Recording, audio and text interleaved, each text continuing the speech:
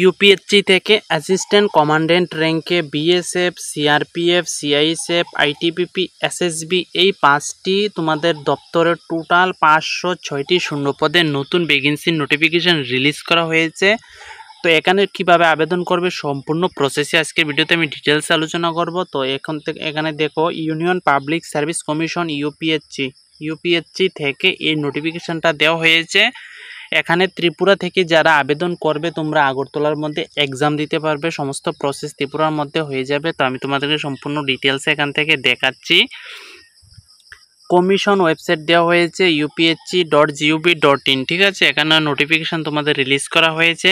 Important এখানে introduction দেওয়া হয়েছে, সবগুলি আমি ডিটেলসে আলোচনা করছি। প্রথমে বলেছে হাউ টু অ্যাপ্লাই কিভাবে করবে। অ্যাপ্লাই তোমাদের অনলাইন করতে হবে। এখানে দেখো upsc.online.nic.in এই অফিসিয়াল ওয়েবসাইটে গিয়ে তোমাদের অনলাইন আবেদন করতে হবে এর জন্য। তো সম্পূর্ণ ডিটেলসে দেখে নাও।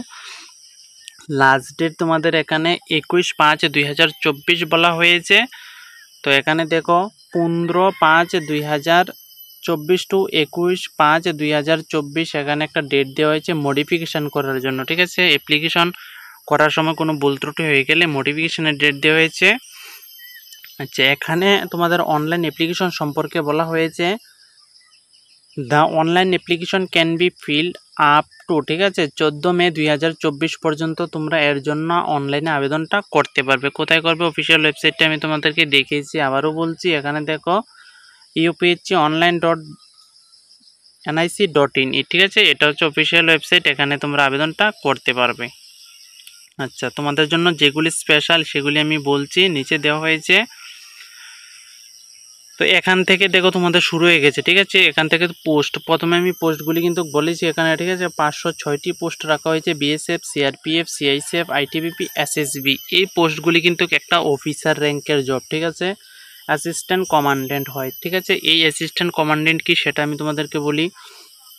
তোমরা যখন ফোর্স থাকে বিএসএফ, সিআরপিএফ, ঠিক আছে, আইটিবিপি বা আসাম রাইফেল এই যে ফোর্স থাকে তাদের দেখবা কাঁধে তোমাদের 3 স্টার থাকে, ঠিক আছে। 3 স্টার, এইদিকে 3টি স্টার থাকে, এদিকে 3টি স্টার থাকে কাঁধে, ঠিক আছে। এই 3 স্টার যাদের রয়েছে তাদের কিন্তু একটা র্যাঙ্ক, এটাকে বলা হয় অ্যাসিস্ট্যান্ট কমান্ড্যান্ট, ঠিক আছে। 3 স্টারওয়ালা র্যাঙ্ক।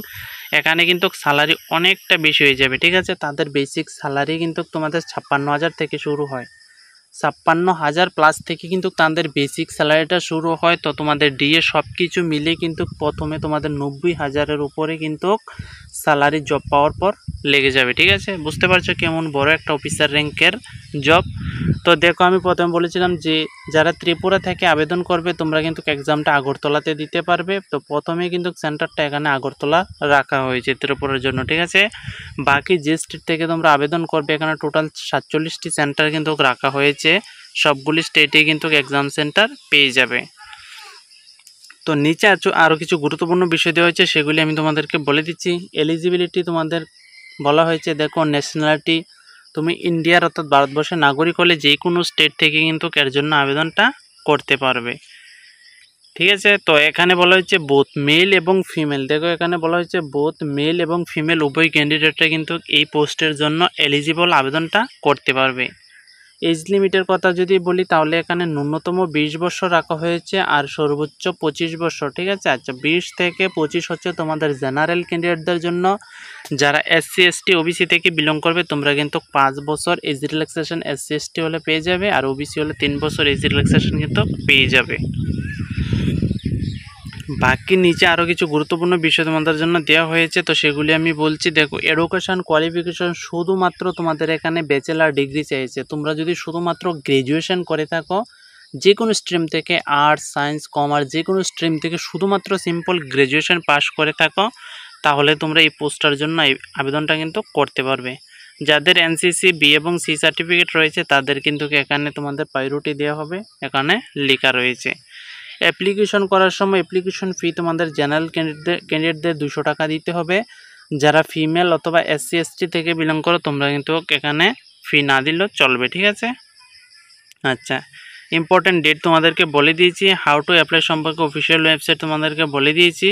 তো এইগুলি ছিল তোমাদের কিন্তু এই রিক্রুটমেন্ট সম্পর্কে ইম্পর্টেন্ট যেগুলি, সেগুলি আমি বলে দিয়েছি।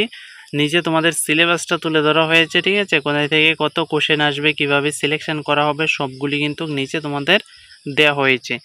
আচ্ছা, এখানে একটা ডেটও তোমাদের দিয়ে দেওয়া হয়েছে সিলেকশন প্রসেস সম্পর্কে। রিটেন এক্সাম, দেখো রিটেন এক্সাম যে কন্ডাক্ট করা হবে সেটা কিন্তু তোমাদের 4 আগস্ট 2024 সালে তোমাদের রিটেন এক্সাম কন্ডাক্ট করানো হবে, ঠিক আছে। পেপার 1 এবং পেপার 2 এই সম্পর্কে তোমাদের এখানে দেওয়া হয়েছে, কোথায় থেকে কত মার্ক কোশ্চেন আসবে সবগুলি কিন্তু এখানে নোট করে দেওয়া হয়েছে।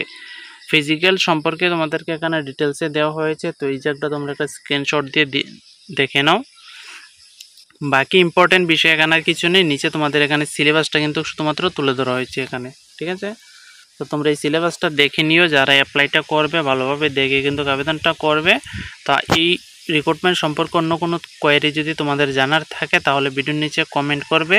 আমি তোমাদেরকে প্রথমেই বলেছি এটা একটা অফিসিয়াল লেভেলের কিন্তু পোস্ট, এটা অ্যাসিস্ট্যান্ট কমান্ড্যান্ট র্যাঙ্ক, ঠিক আছে। তো এই পোস্টে যারা আবেদন করতে চাও করেই নিও, তোমরা সিলেকশন পেলে কিন্তু ভালো একটা জব পেয়ে যাবে, 3 স্টার, ঠিক আছে। 3 স্টার জব পেয়ে কিন্তু তোমরা পেয়ে যাবে। তো আজকের জন্য এতটুকু রাখছি।